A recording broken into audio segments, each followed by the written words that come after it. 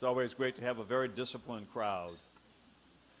I want to give my welcome on behalf of the university. I'm Antoine Garibaldi, the president of University of Detroit Mercy, and I want to thank you all for coming to this very, very special immigration symposium. It's really very, very important for us as a university and also as a Jesuit and Mercy institution, since this is a very important part of our mission.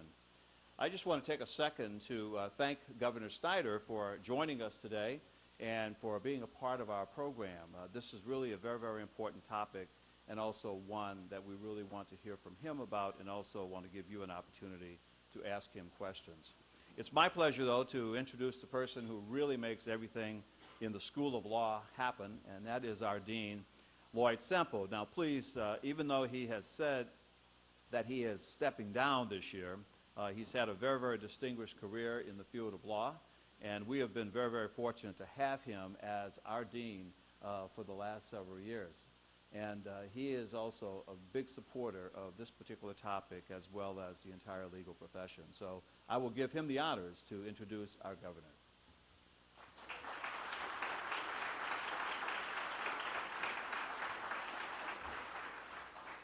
I have some prepared remarks here, but I'm not going to pay any attention to them. This is really maybe the high point of the 4 years I've had with the law school, the School of Law. First of all, this is the third of the symposiums that we've had, and each year they've gotten better. And this morning's activities and dialogue was perfect, in my view, stimulating, entertaining, and very, very informative. As a matter of fact, I'm sorry that our next speaker couldn't be here to hear some of it, because he, even though he is an expert in the field, he probably would have learned something. The governor and I go back a long way. We used to ride the elevator together at Tower 400 of the Renaissance Center when he was a young partner at Coopers and Lybrand, and I was a slightly older partner at the Dykema firm. But when we really got to know each other, when we both served on the board of the Michigan chapter of the Nature Conservancy. And when I was the chairman of the board, we put together a program up in Mackinac Island when we brought all of the states together that abut the Great Lakes to start a concerted effort to preserve that great asset. And Rick was the key man in the presentation of that great program that started something very, very important. My most recent memory of Rick was when I dropped by his office one day in Ann Arbor, up to the office where he ran his then venture capital firm, because he'd moved on to be a successful businessman, as you all know, and whatever else. And we were talking about things and all the other things. And we were talking about things, and he said, Lloyd, I'm thinking about running for governor. And there was a small pause. Over the next few minutes, tried as artfully and politely as I could to tell him he was nuts to do it.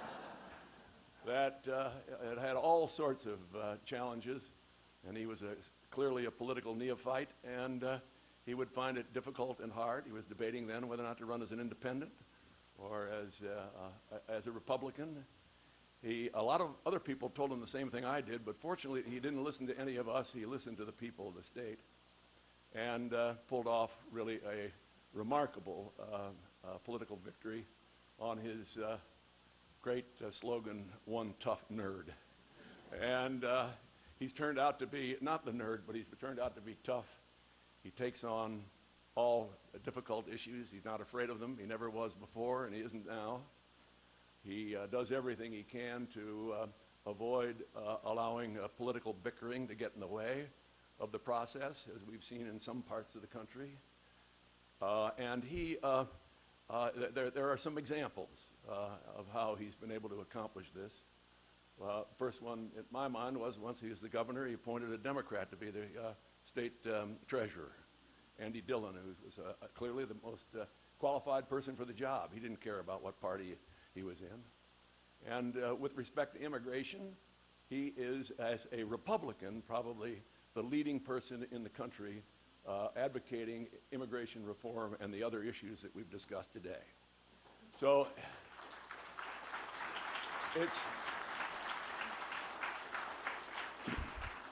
I can tell you how well we know each other. We were walking up the stairs to meet him in the conference room upstairs, and I got up almost to the top of the stairs, and I heard him from inside the conference room. I'd know that voice anywhere. So it's my great pleasure to introduce Rick and to have him here. He certainly made our day.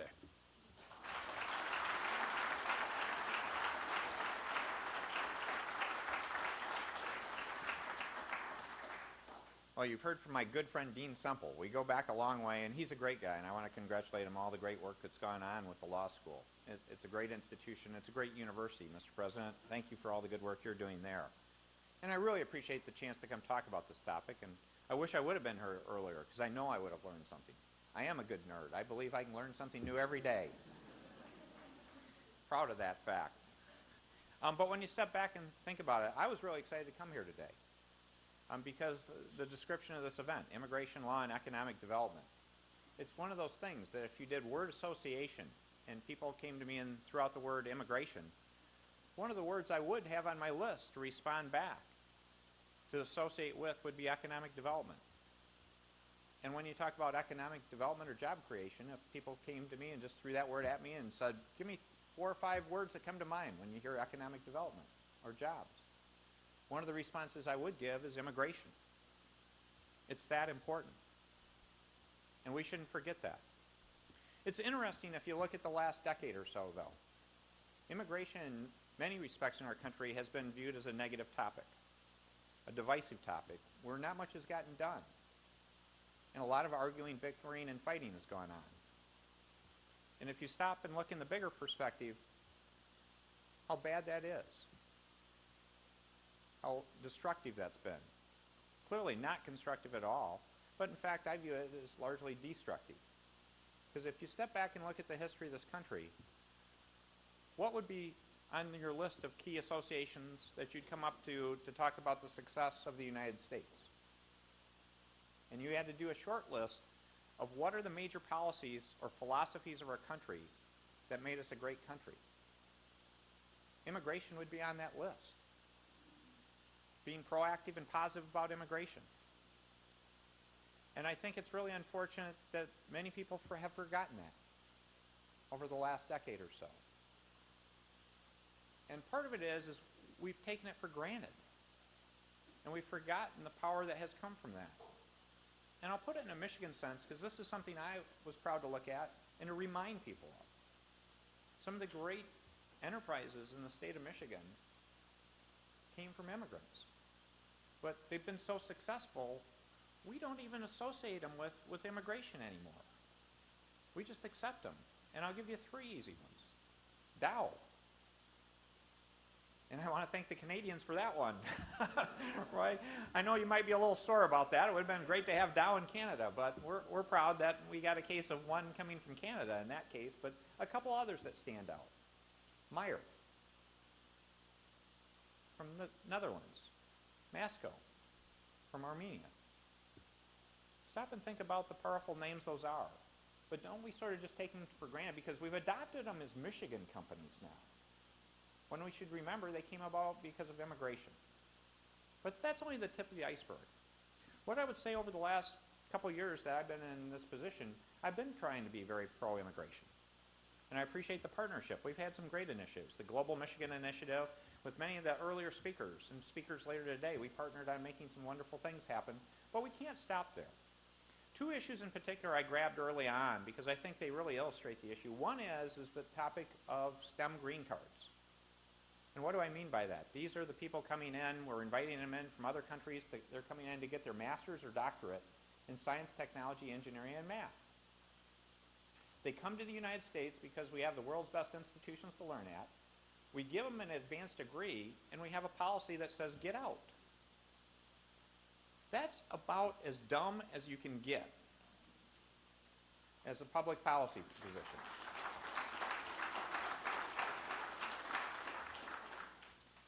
We should be giving them green cards. And usually the challenge you get from people, and it's a challenge that people make without understanding the facts, and it goes back to the the kind of the last 10-year negative discussion is people believe they're taking jobs from someone, where in fact the evidence is clear. They create jobs. They're not net job creators. They're innovators. They're entrepreneurs. They're making jobs happen. And all you have to do is look at the facts. If you look across our country, what is one of the greatest centers of innovation? Well, it used to be Detroit. We're going to get that back. But today, people would look at Silicon Valley. 40 to 50% of the companies created in Silicon Valley have immigrants, foreign nationals, as founders. Over 40%. It was as high as over 50% a few years ago. If you look at patents filed in the United States, about a third of them or more have a foreign national as one of the creators, the inventors. They create jobs. And that was the most easy reform I could think of, is we should just be embracing them. A second category that I think needs more attention are migrant agricultural workers. They have a difficult life, and they're fundamentally unwelcome in a number of states, and that's backward. Again, they're here legally. We should be embracing them, because one of the future industries in Michigan that's been doing well during our difficult years is our ag industry. It's doing great.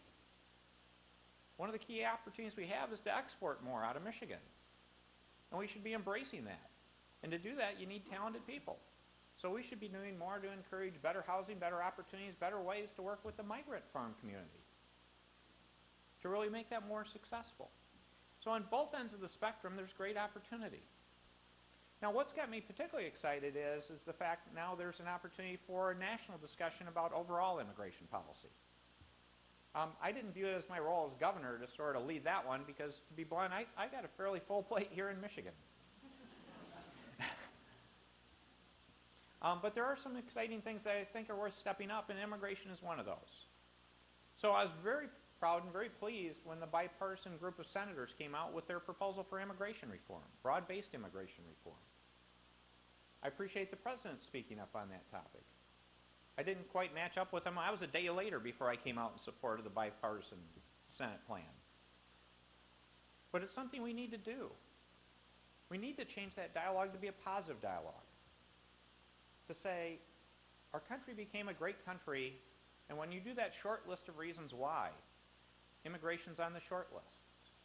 We should be embracing it. In particular, for a Michigan context, what I can tell you is we should really be embracing it. I view one of the best opportunities we have to bring back wonderful cities like Detroit would to actually make us a center for immigration. If we could get different ethnic communities, different groups of people to say, Detroit's a wonderful opportunity because it's a value opportunity.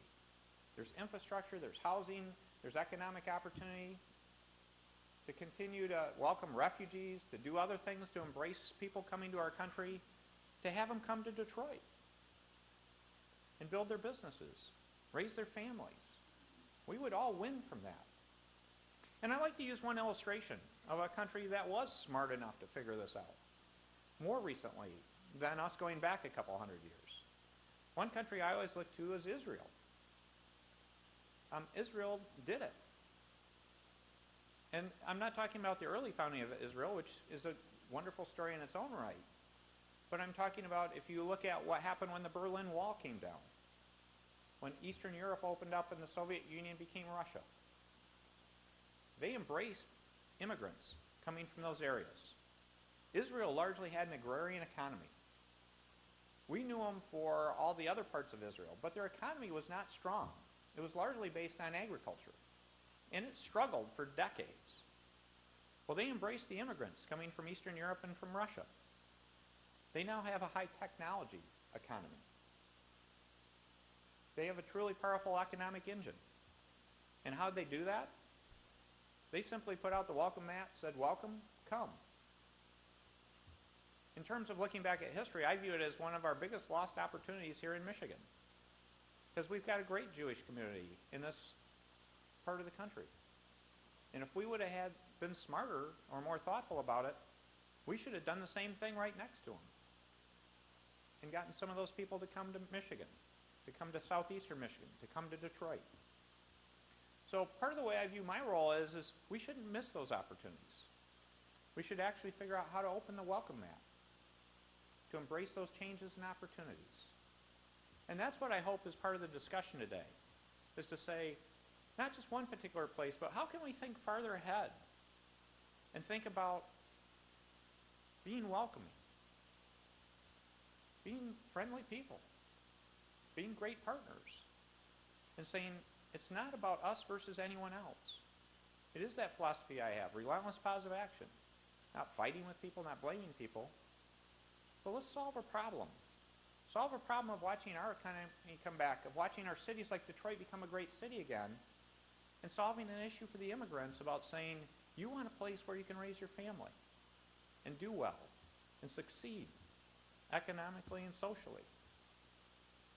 That's a win for all. So those of you, particularly the students, it's always great to have a chance to talk to the students, and I had a chance to meet a number of you. Thank you for your interest in immigration. Be loud and proud. Stand up and say, by working together, we can reinvent our state and make the world a better place by building bridges, by building relationships and ties. So thank you so much for the opportunity to share, and I think hopefully we can have some great questions now and keep going. So thank you.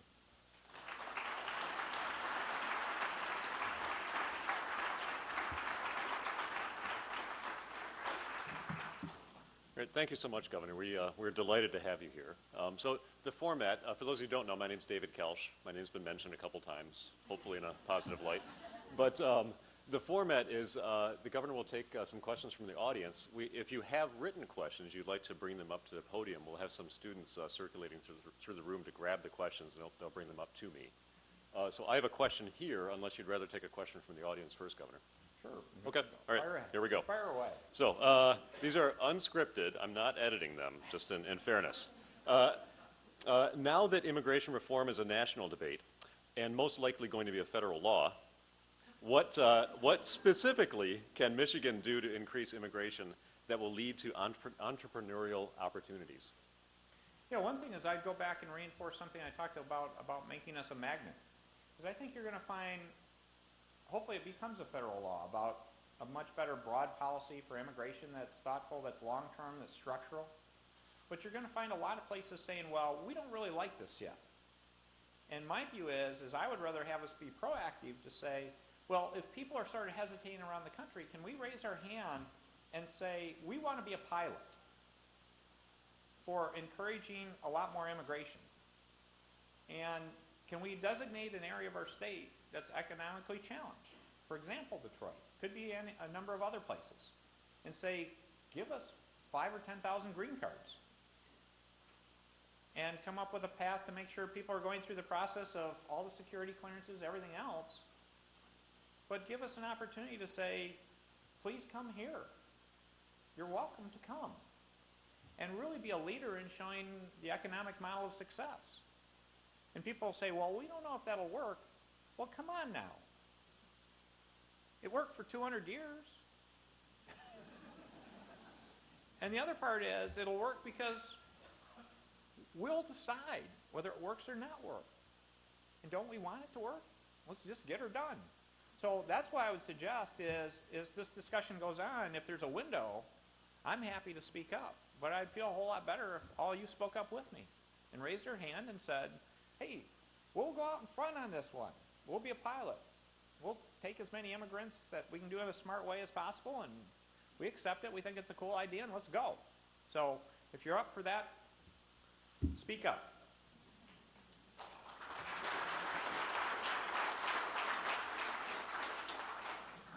This next question I'm going to paraphrase, and if anybody else has any other questions, please bring them forward.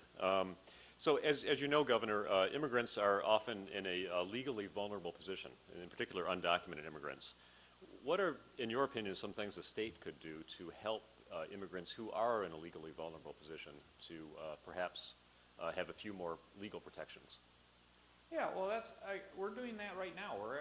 I've got a working group going throughout all of state government, asking every department to come forward with what projects they have on immigration, what thoughts they have, what issues they're running across, so we can do that in a systematic way. So there's going to be this working group process going on basically on a continual fashion to say, how can we address some of these topics? One that came up recently was the issue with the students, with the DACA situation. And that was an issue more with the Secretary of State. But I was happy to work with the Secretary of State to get clarity from the federal government that they had legal status. And then we actually helped with software resources so they could do a much better job of changing a system so we could get a Michigan driver's licenses. So that's the kind of effort that we can look at. And again, you go back to whether they're legal or illegal, what are the appropriate things we can deal with issues of basic humanity? That we're talking about real people here. We're not talking about just legal status. And then within the legal status one, I already talked about, in particular, migrant workers and what we can do to make sure we're creating a good environment to do the right things there. Great, thank you. All right, here we go. As one of the few Republicans that are for immigration reform, how do we get more on board?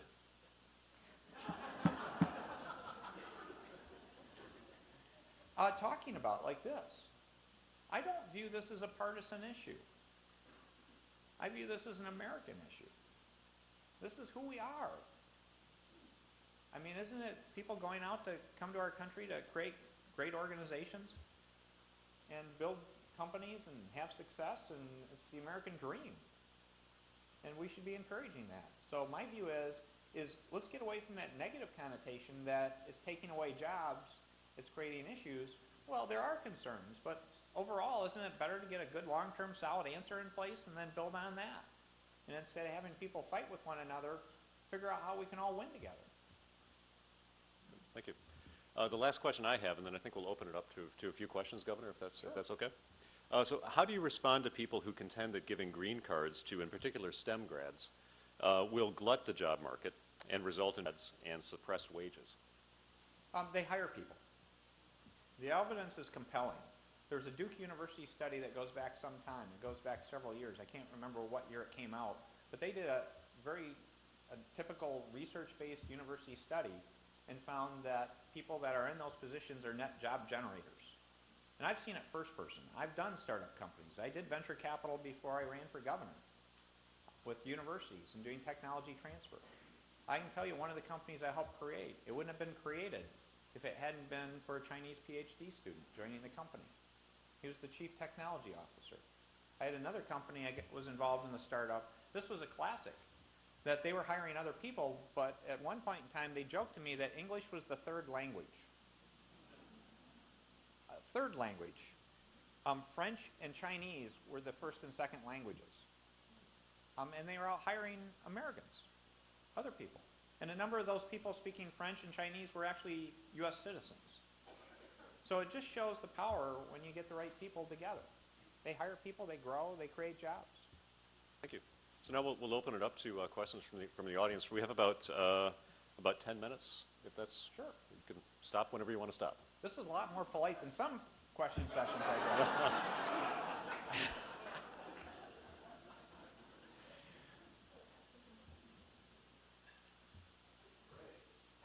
Sure. Go ahead, Reggie. I sure do. I'm an immigration attorney, so I don't expect you to go H-1Bs and L-1s and all that stuff. But one of the questions I have for you, Governor, is the Michigan Immigrant Clerical Assistant Act. My question would start off a little bit around protection of immigrants as a vulnerable population in our community. And the Michigan Immigrant Clerical Assistant Act is designed to help protect against those who are not licensed to practice law for given legal advice. And there's now a movement, HB 4274, to try and repeal that. I was wondering if you could comment on that or what their comments are. Thank you. Yeah, well, a couple things. Again, I'm not familiar with the particular thing. I'm happy to have you send something on so I can learn more, because, again, I want to learn these issues. But two aspects of what you said I'm happy to comment on. One is to the degree you get issues of where people feel intimidated, that's bullying. And one of the proudest pieces of legislation I signed last year was anti-bullying legislation in the schools. But bullying is bullying. And I'm a person that was bullied. And I don't think it's right. And we always need to be cognizant of it and address that in a thoughtful way. The second thing is I actually brought forward ideas. I've kept our team so busy, they haven't really gotten a chance to work on this much. But it's something I'm still interested in, and I'd be interested in feedback here. Is one thing I proposed to our team is to potentially look at legislation allowing attorneys to come practice in our state that may not even be licensed in Michigan if they're coming in to do international transactions. If they're coming into our state to do work that doesn't involve Michigan consumers, but they basically want a place to come do their international deal, is to say, let's be a welcoming place. Let's not create artificial barriers of licensing and other constraints. And again, there are some people that like that a lot. There may be some people here that don't like that. But it's a practical matter to say, why wouldn't we want to be a welcoming place to say, let's encourage more international activity as we can. So I'd be interested in any feedback you have on concepts like that. Other questions? Oh, great. Thank you. Esther.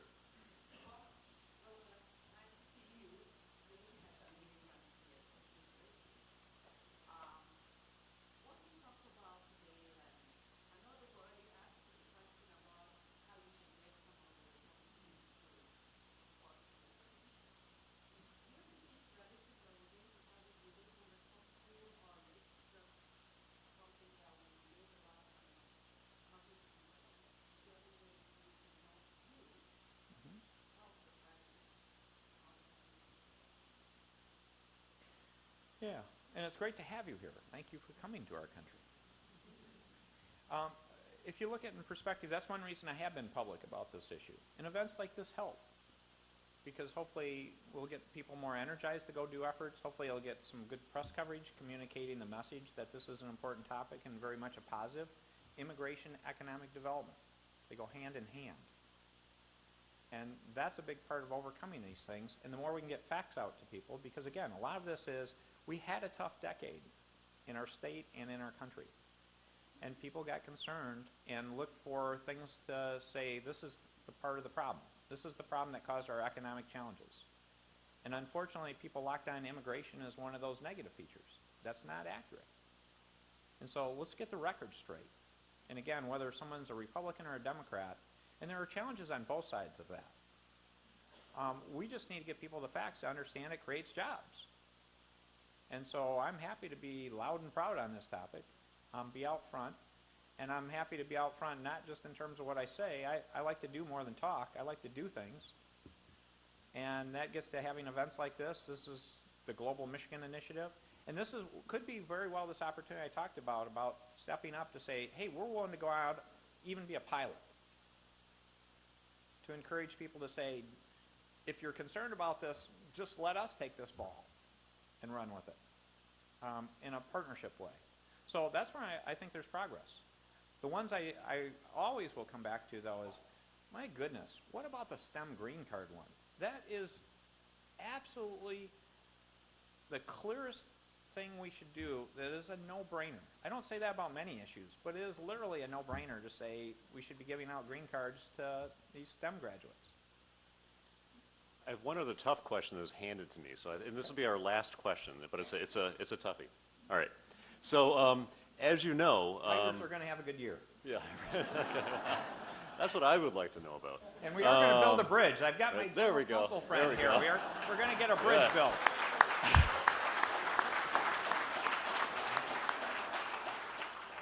So the question is, as you know, in Michigan, having a driver's license is like having oxygen. We need it to live. So regardless of whether people are able to have a driver's license, they're still driving without a valid driver's license, without proof of insurance, anything. Can we do like Illinois did recently and stand up to the federal government and start issuing driver's licenses and identification documents to undocumented immigrants? Yeah, that's challenging.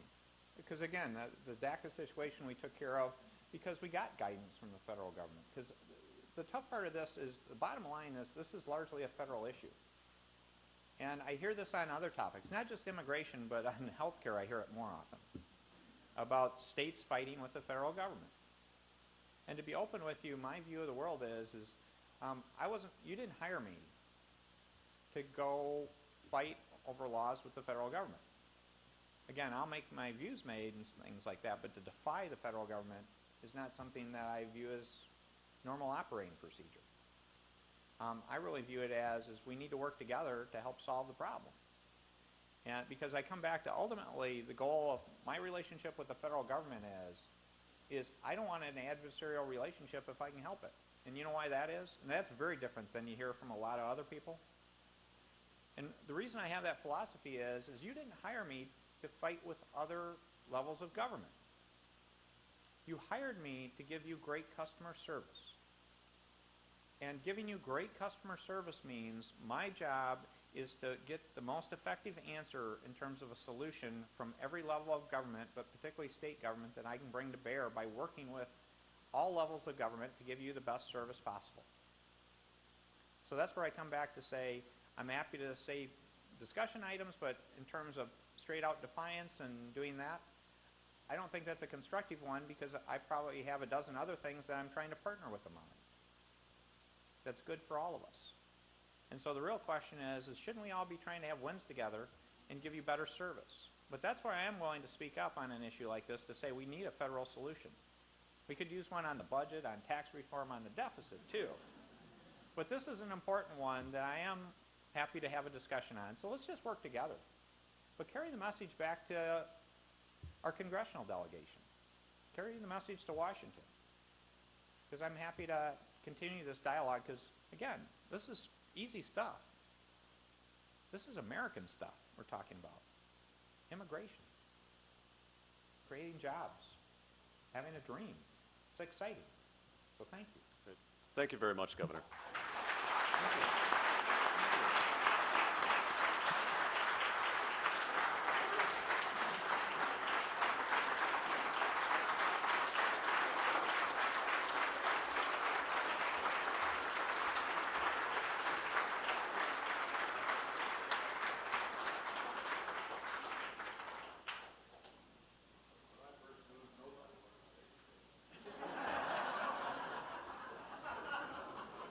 We will now be taking a brief 15-minute break.